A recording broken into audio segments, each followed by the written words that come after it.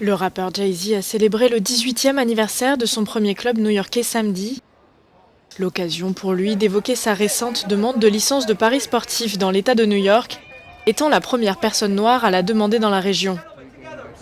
Il y a quelques années, le rappeur détenait déjà des licences de paris sportifs, mais dans les États du Nevada et du New Jersey. Je suis un enfant de Brooklyn, vous savez, donc c'est important pour nous. On est très enthousiastes. C'est très important parce que, généralement, dans ce genre de choses, il n'y a pas de diversité. Il n'y a personne qui représente la ville, personne qui vient de la ville.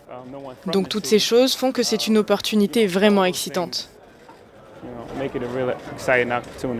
Il a également évoqué les questions de justice sociale, dénonçant les promesses en l'air de certaines entreprises après l'assassinat de George Floyd pour soutenir des initiatives en faveur des personnes noires. Bien souvent, les gens disent des choses parce que c'est un sujet sur le moment et qu'ils ne veulent pas se retrouver avec des relations publiques désastreuses. Notre société, Roc Nation, est composée à 53% de personnes de différentes origines, dont 51% de femmes. Nous n'avons pas de département de diversité, c'est juste notre identité. Donc vous devez avoir des gens dans la pièce qui le ressentent. Et vous savez, c'est la seule chose qui va changer.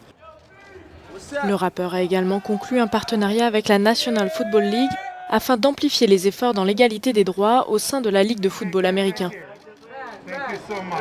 Jay-Z a fait de la richesse générationnelle une ambition pour toute une génération d'Afro-Américains.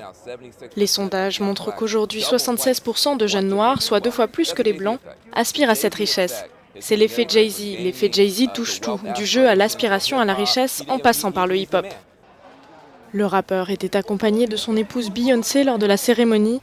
Le couple de stars s'est récemment affiché pour la première fois ensemble dans une publicité pour Tiffany & Co, mettant en scène une peinture jamais montrée au public du célèbre peintre Jean-Michel Basquiat.